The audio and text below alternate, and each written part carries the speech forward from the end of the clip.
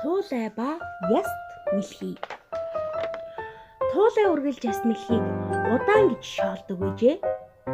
Нэгэн удаа яст мэлхий туулайд хандаж "Тийм ээ, би удаан гэсэн ч чамтай уралдаад төрүүлж чадна" гэхэд "Сайн байна. Тэгвэл хоёулаа уралдъя. Уулын оргил төрүүлж хүрсэн нь хожно. Болж байна. Өнөг шударга болохоор түүгээр шүүгч хийлгий."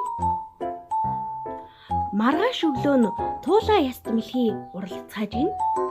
Хурдан туулай яст мэлхийг тэр дорол ардаа орхив. Харин удаан яст мэлхий ааж өвгөн өлөвчээ. Туулай яст мэлхийг ардаа орхиж хэсэг явж байгаад түүний гэртэл зөөрмөлий гэж шийдээд модны дэргэд унтаад өг.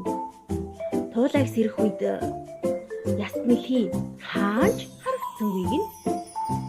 Гайхсан туулай барианы газар очтол яст мэлхий туулайг унтаж байх хойгоор аль хэдийн ирчихсэн. Туулайг хүлээж байв гин.